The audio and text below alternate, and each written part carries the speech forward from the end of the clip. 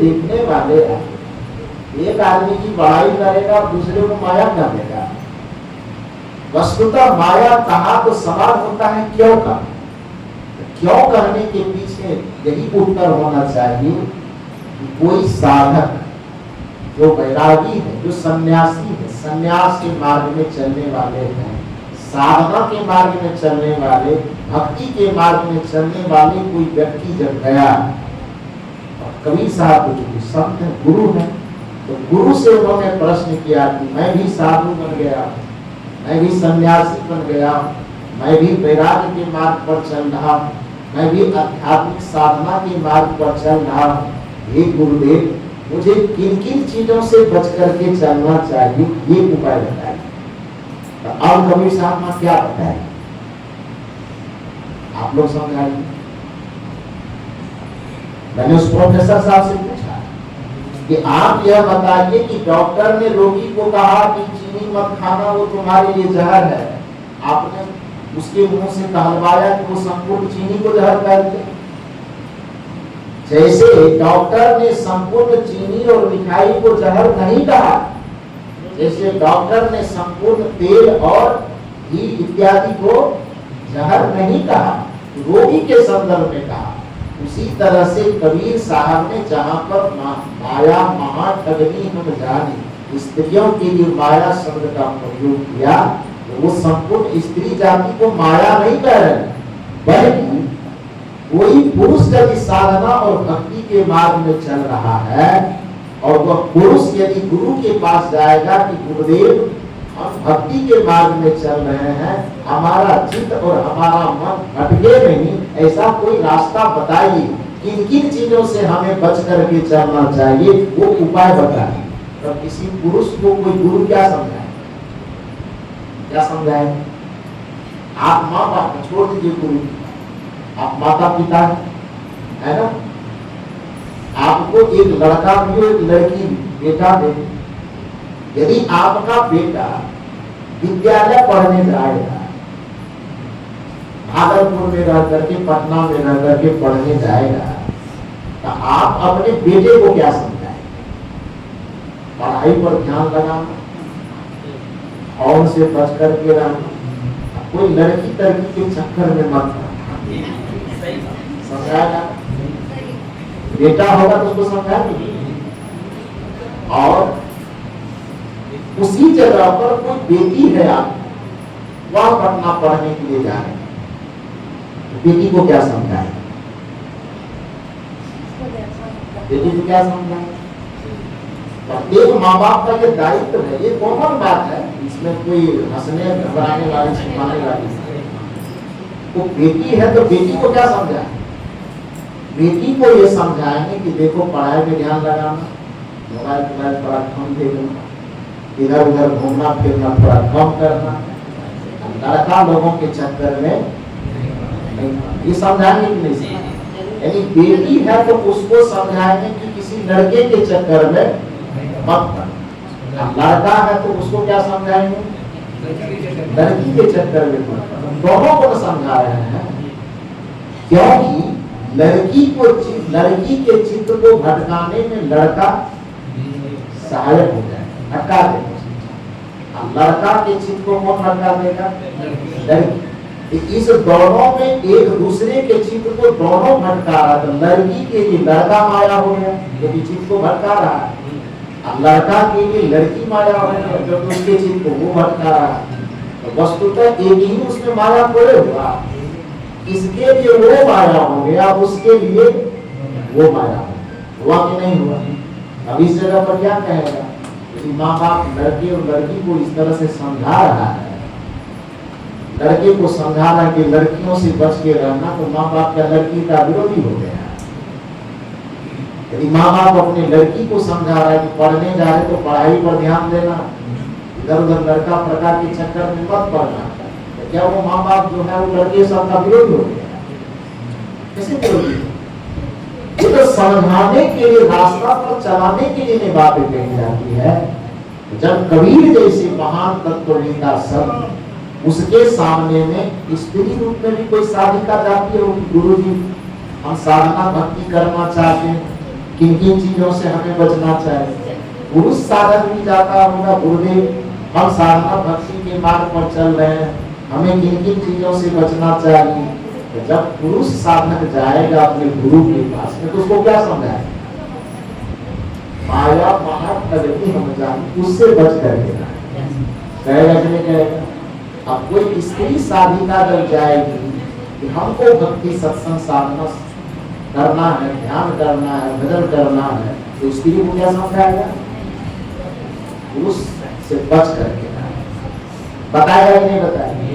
अब इन तथ्यों को न समझ पाने के कारण कोई कलम का कारीगर जो न अपना बुद्धि लगाता है न विवेक लगाता है, वो केवल कलम की खींचातानी करेगा।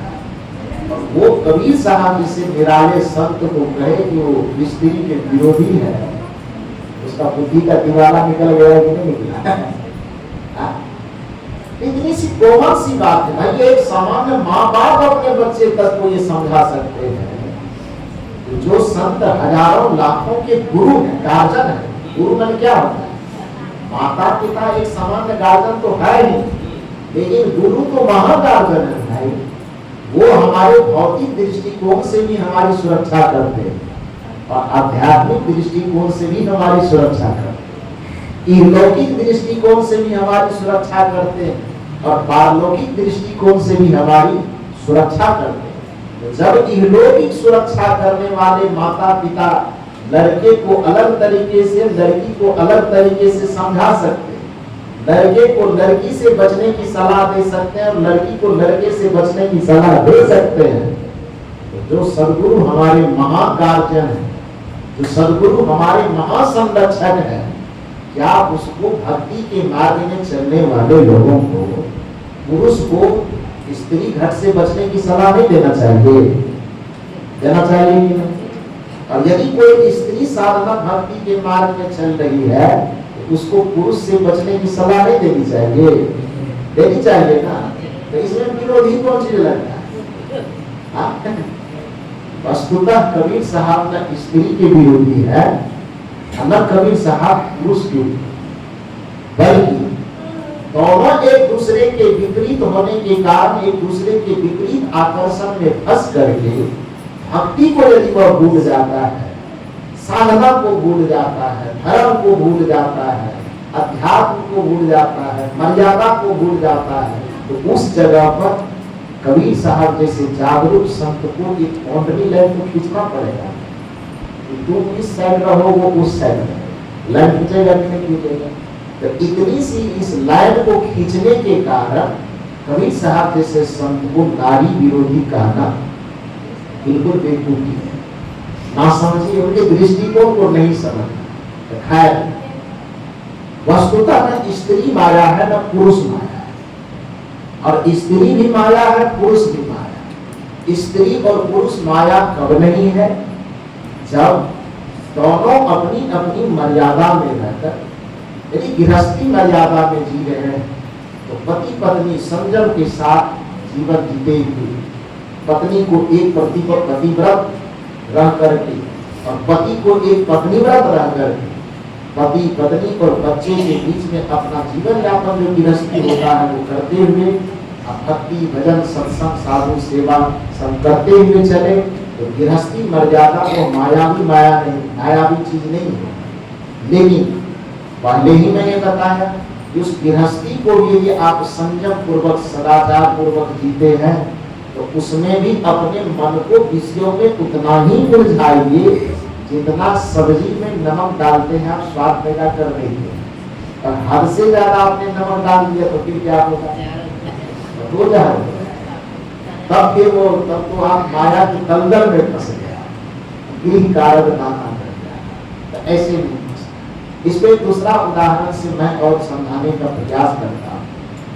कई बार मैंने लोगों के बीच उदाहरण रखा है कि आप एक गिलास में काला रंग घोल लीजिए।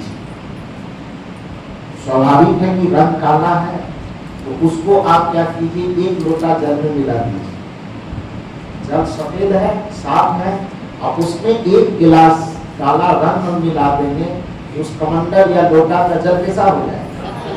सब काला हो जाएगा। एक बाल्टी जल में मिलाएंगे तब क्या होगा? काला होगा, थोड़ा सा कम होगा लेकिन फिर भी काला होगा। अब उसी एक गिलास काले रंग को जाकर के हम एक पोखर में मिला दें,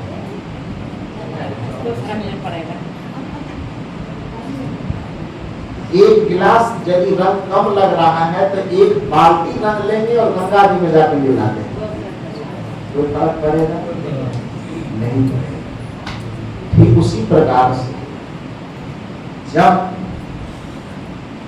आपकी चेतना का विस्तार जितना होते चला जाता है, आपके जीवन में विषय की मात्रा यदि कम हो तो वो आपके जीवन पर असर इसलिए नहीं डालेगा क्योंकि गिलास का रंग मान लो कि माया है, और वो क्या कहते हैं, बाल्टी का पानी अथवा नदी का पानी अथवा पोखर के पानी को आप मान लीजिए कि वो एक प्रकार की जो आपका भक्ति है गुरु के प्रति, ईश्वर के प्रति, भगवान के प्रति।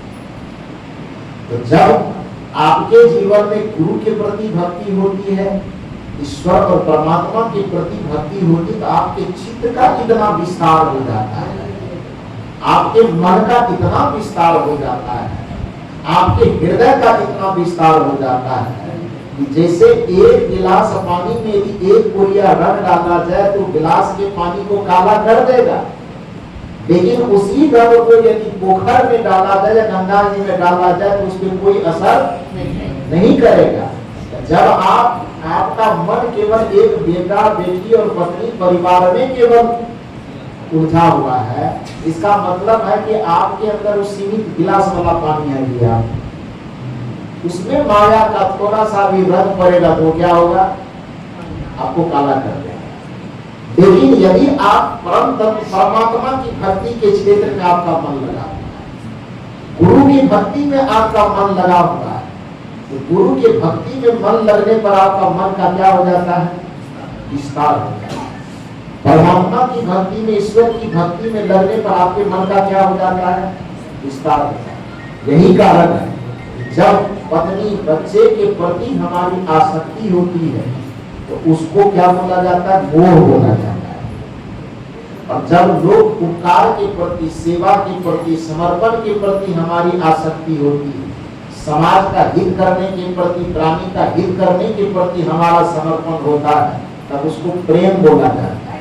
और जब गुरु के प्रति, ईश्वर के प्रति हमारी आसक्ति होती है तो उसको भक्ति बोला जाता है। चीज एक ही है जिसको हम आसक्ति कहते हैं। आसक्ति तीन जगह पढ़ने से उसका नाम अलग है। पत्नी, बाल बच्चे या घर परिवार में यदि हमारी आसक्ति है तो घर और परिवार की आसक्ति को मोह कहा जाता है। संत और गुरु के प्रति जब हमारी आसक्ति होती है, समाज के प्रति, राष्ट्र के प्रति हमारी आसक्ति होती है तो उसको प्रेम बोला जाता है। सदगुरु के प्रति हमारी भक्ति और परमात्मा के प्रति हमारी जब आसक्ति होती है तो उसको क्या बोला जाता है? भक्ति बोला जाता है। आसक्ति तो तीनों हुआ, लेकिन तीनों आसक्ति होने के बावजूद तीनों का नाम अलग अलग क्यों हुआ? अलग इसलिए हुआ कि आसक्ति जो माया है, उस आसक्ति को मोह इसलिए कहा जाएगा क्योंकि वो सीमित दायरे में, एक तो पति, एक तो पत्नी, एक तो सास, एक तो ससुर, एक तो बच्चा, एक तो पोता, एक तो पोती, एक तो नाती, दो चार 10 20 25 लोगों में हमारी आसक्ति, हमारी चेतना उलझ कर दी है। तो सीमित दायरे में जब हमारी चेतना बंध जाती है तो चेतना की उस बंधी हुई अवस्था को हम मोह कहते हैं। ध्यान से समझिए कोई मेरी बात। जब कुछ सीमित लोगों में हमारी आसक्ति होती है तो उस आसक्ति की अवस्था को क्या कहते हैं? हम मोह कहते हैं। उसी मोह का दूसरा नाम माया है। लेकिन वही चित्त का जब विस्तार होता है, जैसे गांधी जी ने पूरे राष्ट्र के लिए सोचना शुरू किया। हम 5 आदमी के लिए सोचते तो मोही कहलाते। भगत सिंह ने पूरे राष्ट्र के लिए सोचा, उसको तब तो महामोही कहना चाहिए, लेकिन उसको मोही नहीं कहेंगे, उसको हम लोग राष्ट्र भक्त कहते हैं ना। जब यदि हम 5 बच्चे के लिए सोचे तो मोही है। अब भगत सिंह ने पूरे देश के बच्चों के लिए सोचा, तब तो महामोही होगा ना। लेकिन उसको महामोही कहेंगे, सुभाष चंद्र बोस को मोही कहेंगे कि भक्त कहेंगे? राष्ट्रभक्त कहेंगे। गांधी जी को मोही कहेंगे कि राष्ट्रभक्त कहेंगे? राष्ट्रभक्त कहेंगे। झांसी की रानी को मोही कहेंगे कि राष्ट्रभक्त कहेंगे? राष्ट्रभक्त कहेंगे। क्यों? क्योंकि आसक्ति तो थो उल्टी उनको भी, लेकिन वह आसक्ति सीमित दायरे में नहीं, वह आसक्ति पूरे देश के लोगों है। वो लड़ाई लड़ रहे थे तो अपने जमीन के आड़ के लिए लड़ाई नहीं लड़ रहे, वो लड़ाई लड़ रहे थे अपने देश के लिए लड़ रहे। तो जब हम खेत की आड़ के लिए लड़ते हैं तब हम मोही हो जाते हैं, और जब हम पूरे देश के लिए लड़ते हैं तब हम यहाँ पे क्या हो जाते हैं? राष्ट्र प्रेमी हो जाते हैं। लड़ाई दोनों जगह है, लेकिन एक लड़ाई हमको मोही बना देता है और एक लड़ाई हमको भक्त बना देता है, प्रेमी बना देता है। समझ गए ना? तो जब आपकी आसक्ति सीमित दायरे में होती है तब इसका मतलब आप मोहग्रस्त हैं, मायाग्रस्त हैं। और जब आपकी आसक्ति पूरे देश